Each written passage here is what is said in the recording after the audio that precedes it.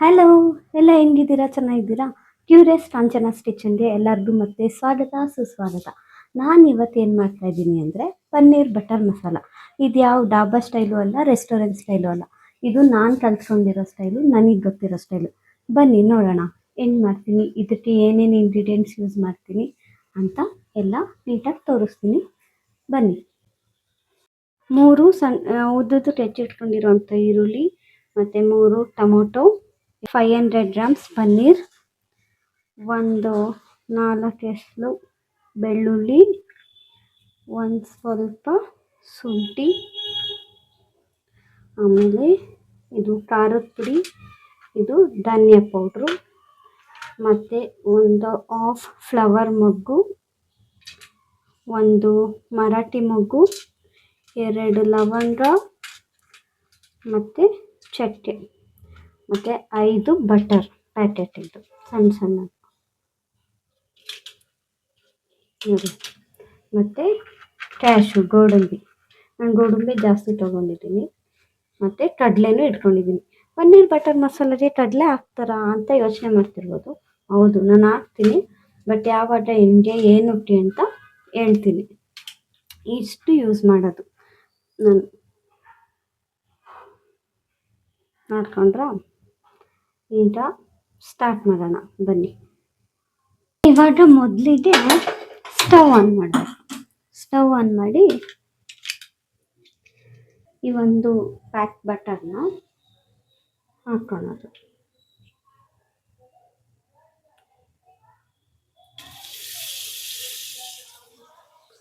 ನಿಮ್ಮಲ್ಲಿ ಇಟ್ಕೊಳ್ಳಿ.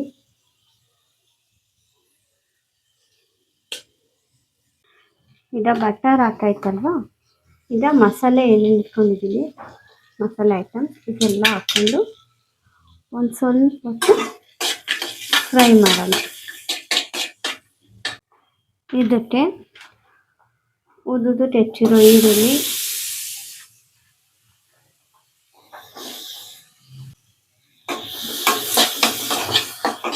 ಹಾಕ್ಕೊಂಡು ಫ್ರೈ ಮಾಡೋಣ ಸ್ವಲ್ಪ ಹೊತ್ತು. ಫುಲ್ ಬಟರಲ್ಲೇ ಮಾಡ್ತೀನಿ ನಾನು, ಎಣ್ಣೆ ಯೂಸ್ ಮಾಡ್ತಿಲ್ಲ. ತುಂಬ ಫ್ರೈ ಮಾಡೋದೇನು ಬೇಡ, ಒಂದು ಸ್ವಲ್ಪ ಫ್ರೈ ಆದಮೇಲೆ ಟೊಮೊಟೊ ಹಾಕ್ಕೊಳ್ಳೋಣ.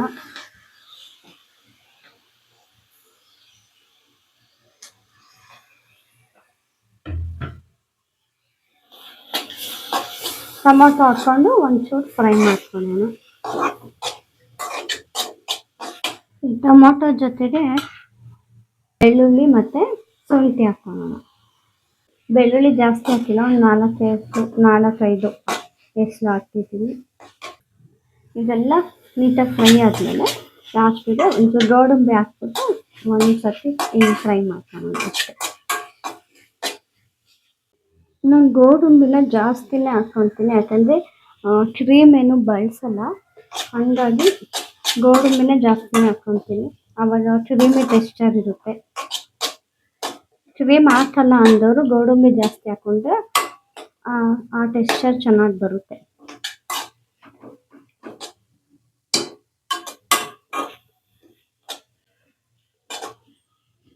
ಕ್ರೀಮ್ ಬದಲು ನಾನು ಗೋಡಂಬಿ ಜಾಸ್ತಿ ಯೂಸ್ ಮಾಡ್ತೀನಿ. ಇನ್ನೂ ಒಂಚೂರು ಬೆಟರ್ ಹಾಕ್ಕೊಬೋದು ರುಬ್ಬಕ್ಕೆ.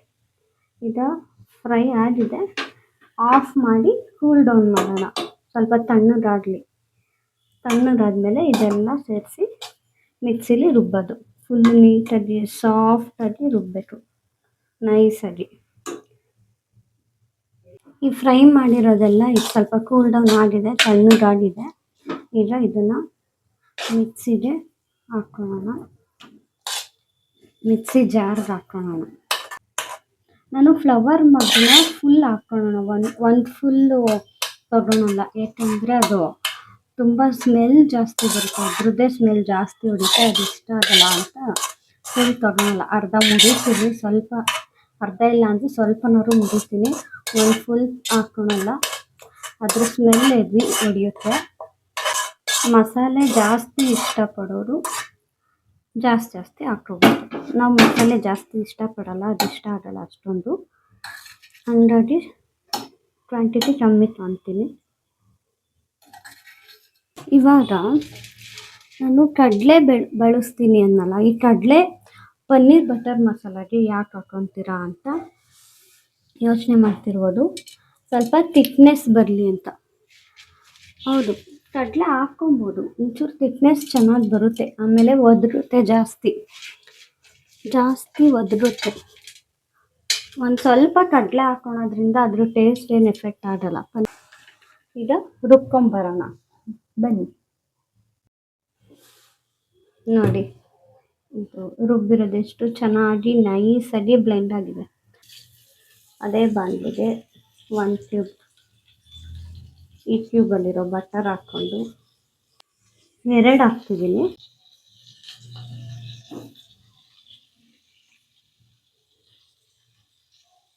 ಒಂದೂವರೆ ಸ್ಪೂನ್ ಖಾರದ ಪುಡಿ ಬಟರ್ ಮೇಲೆ,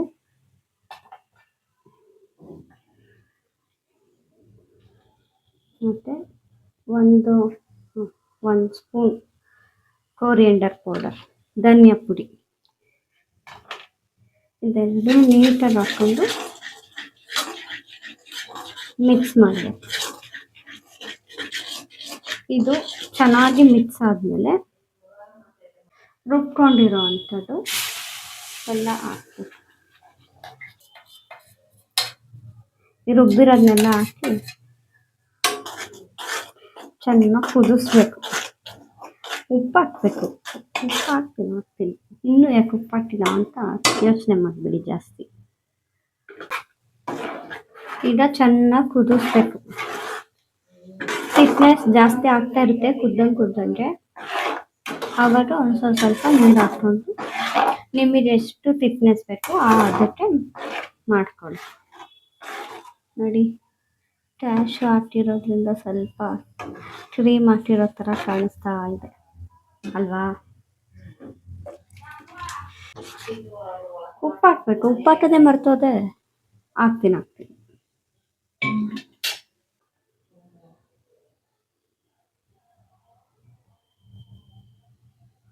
ಉಪ್ಪು ನಿಮ್ಮ ರುಚಿಗೆ ತಕ್ಕಷ್ಟು. ಅದೆಲ್ಲರಿಗೂ ಗೊತ್ತಿರೋ ವಿಷಯನೇ ಅಲ್ವಾ? ನಾನು ಉಪ್ಪು ಜಾಸ್ತಿ ಹಾಕ್ಬಿಡ್ತೀನಿ. ನಾನು ಉಪ್ಪು ಜಾಸ್ತಿ ತಿಂತೀನಿ. ಒಂದೊಂದ್ಸತಿ ಮಿಕ್ಸರಲ್ಲಿ ಜಾಸ್ತಿ ಆಗಿಬಿಟ್ಟಿರುತ್ತೆ. ಇಲ್ಲಿ ಕುದಿವಾಗ ಟೇಸ್ಟ್ ನೋಡಿದ್ರೆ ಅದು ಉಪ್ಪಿದೆ ಅಂತ ಅನ್ಸೋದೇ ಇಲ್ಲ, ಸಪ್ಪೆ ಅನಿಸುತ್ತೆ. ಅದಕ್ಕೆ ಇನ್ನೊಂಚೂರು ಉಪ್ಪು ಹಾಕ್ಬಿಡ್ತೀನಿ. ಆಮೇಲೆ ಆ್ಯಕ್ಚುಲಿ ತಿನ್ನುವಾಗ ಉಪ್ಪಾಗ್ಬಿಟ್ಟಿರುತ್ತೆ. ಅದೇ ನನ್ನ ಪ್ರಾಬ್ಲಮ್. ಉಪ್ಪು ಜಾಸ್ತಿ ಆಗಿಬಿಡುತ್ತೆ. ಅದಕ್ಕೆ ನೋಡಿಕೊಂಡು ಸ್ವಲ್ಪನೇ ಹಾಕ್ತೀನಿ ಉಪ್ಪು. ಬೇಕಂದರೆ ಮತ್ತೆ ಅದ್ರ ಮೇಲೆ ಹಾಕ್ಕೊಬೋದು ಅಲ್ವಾ? ಉಪ್ಪು ಕಮ್ಮಿ ಇದ್ದರೆ ತಿನ್ಬೋದು, ಜಾಸ್ತಿ ಇದ್ದರೆ. ಇವಾಗ ಪನ್ನೀರ್ ಕ್ಯೂಬ್ಸ್ನೆಲ್ಲ ಇದರೊಳಗೆ ಹಾಕೋದು. ಪನ್ನೀರ್ನೆಲ್ಲ ಹಾಕಿ ಚೆನ್ನಾಗಿ ಕುದಿಸಿದ್ದೀನಿ. ಈಗ ಪನ್ನೀರ್ ಬಟರ್ ಮಸಾಲ ರೆಡಿ ಆಯಿತು. ಏನು ಗೊತ್ತಾ, ಪನ್ನೀರ್ ಬಟರ್ ಮಸಾಲ ಅಂತೂ ತುಂಬ ಚೆನ್ನಾಗಿ ಬಂದಿದೆ, ರೆಡಿಯಾಗಿದೆ. ಈಗ ಪರೋಟ ಮಾಡ್ತಾಯಿದ್ದೀನಿ. ಪರೋಟ ನಾನೇ ಹ್ಯಾಂಡ್ ಮೇಡ್ ಮಾಡ್ತಿಲ್ಲ, ತಂದಿರೋದು ಪ್ಯಾಕೆಟು, ಬೇಯಿಸ್ತಾಯಿದ್ದೀನಿ. ಪನ್ನೀರ್ ಬಟರ್ ಮಸಾಲ ಚೆನ್ನಾಗಾಗಿದೆ. ಒಂಚೂರು ಉಪ್ಪು ಸ್ವಲ್ಪ ಕಮ್ಮಿ ಇತ್ತು, ಅದನ್ನು ಹಾಕಿ ಅಡ್ಜಸ್ಟ್ ಮಾಡಾಗಿದೆ. ಈಗ ಪರೋಟನ ಮಾಡಿಕೊಂಡು ಪರೋಟ ಜೊತೆ ಟೇಸ್ಟ್ ನೋಡಬೇಕು ಹೆಂಗೆ ಬಂದಿರುತ್ತೆ ಅಂತ. ಪರೋಟ ಬೇಯಿಸ್ತಾಯಿದ್ದೀನಿ ನೋಡಿ. ಪರೋಟ ರೆಡಿ ಆಗ್ತಾ ಇದೆ.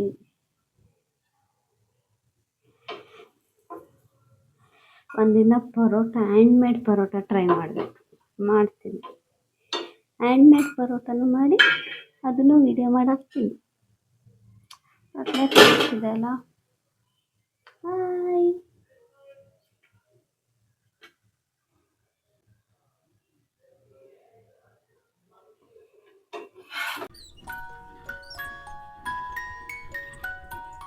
ಇವಾಗ ಪನ್ನೀರ್ ಬಟರ್ ಮಸಾಲ ಮತ್ತು ಪರೋಟ ಎರಡೂ ರೆಡಿಯಾಗಿದೆ. ನೋಡಿ ಎಷ್ಟು ಚೆನ್ನಾಗಿ ಕಾಣಿಸ್ತಿದೆ. ಆ ಕಲ್ಲರು ನೋಡ್ತಾ ಇದ್ದರೆ ಬಾಯಲ್ಲಿ ನೀರು ಬರ್ತಾಯಿದೆ. ನೋಡಿ, ನಿಜ ಚೆನ್ನಾಗಿ ಕಾಣಿಸ್ತಿದೆ. ಈಗ ಅದನ್ನು ಟೇಸ್ಟ್ ನೋಡುವ ಸಮಯ. ಬನ್ನಿ ಎರಡನ್ನೂ ಟೇಸ್ಟ್ ನೋಡಿ ಏನು ಬಂದಿದೆ ಅಂತ ರಿವ್ಯೂ ಹೇಳ್ತೀನಿ. ನೋಡೋಣ ಟೇಸ್ಟು. ಸೂಪರಾಗಿ ಬಂದಿದೆ. ಆ ಪನ್ನೀರ್ ಸಾಫ್ಟ್ನೆಸ್ಸು, ಆ ಕಲ್ಲರು, ಫ್ಲೇವರು ಎಲ್ಲ ಚೆನ್ನಾಗಿ ಬ್ಲೆಂಡ್ ಆಗಿದೆ. ನಿಜ ಚೆನ್ನಾಗಿದೆ. ನಾನಿಲ್ಲಿ ಯಾಕೆ ನಗ್ತಾಯಿದ್ದೀನಿ ಅಂದರೆ ನನ್ನ ತಮ್ಮ ಮುಂದೆ ನಿಂತಿದ್ದ, ಅದಕ್ಕೆ ನಗ್ತಾಯಿದ್ದೀನಿ ಅಷ್ಟೇ. ಮತ್ತು ಪನ್ನೀರ್ ಅಂತೂ ಸೂಪರಾಗಿ ಬಂದಿದೆ. ಇವತ್ತಿನ ರೆಸಿಪಿ ಪನ್ನೀರ್ ಬಟರ್ ಮಸಾಲ ಹೆಂಗೆ ಬಂದಿತ್ತು? ಸೂಪರಾಗಿ ಬಂದಿತ್ತು. ಟೇಸ್ಟ್ ಅಂತೂ ನಿಜ ಚೆನ್ನಾಗಿತ್ತು. ಮತ್ತು ಇನ್ನೊಂದೇನೆಂದರೆ ಇವತ್ತು ನಾನು ಮಾಡಿದ ಕ್ವಾಂಟಿಟಿಯಲ್ಲಿ 4 ಜನ ಆರಾಮಾಗಿ ತಿನ್ಬೋದು. ನೀವು ಹೊರಗಡೆ ಎಲ್ಲ ಹೋದರೆ ರೇಟ್ ಜಾಸ್ತಿ ಇರುತ್ತೆ, ಆದರೆ ಕ್ವಾಂಟಿಟಿ ನಿಜ ತುಂಬ ಕಮ್ಮಿ ಇರುತ್ತೆ. ಅಷ್ಟು ಸ್ಯಾಟಿಸ್ಫೈ ಆಗಲ್ಲ. ಬಟ್ ಈ ಥರ ಮನೇಲಿ ಮಾಡ್ಕೊತೀನಿ. ನಿಜವಾಗ್ಲೂ 4 ಜನಕ್ಕೆ ಆರಾಮಾಗಿ ಹೊಟ್ಟೆ ತುಂಬ ತಿನ್ಬೋದು. ಇನ್ನೂ ಮಿಕ್ಕುತ್ತೆ ಕೂಡ. ನಿಜವಾಗ್ಲೂ ಇದನ್ನು ಒಂದ್ಸತಿ ಮನೇಲಿ ಟ್ರೈ ಮಾಡಿ ಹೆಂಗಿತ್ತು ಅಂತ ಕಮೆಂಟ್ ಹಾಕಿ. ಮತ್ತು ನಾನು ಮಾಡಿದ್ರಲ್ಲಿ ಏನಾದರೂ ಮಿಸ್ಟೇಕ್ ಇದ್ದರೆ ಅದನ್ನು ಹೇಳಿ. ಓಕೆನಾ? Thank you. ಕ್ಯೂರಿಯಸ್ ಆಗಿರಿ, ಕುಕ್ ಮಾಡ್ತಾಯಿರಿ. ಬಾಯ್.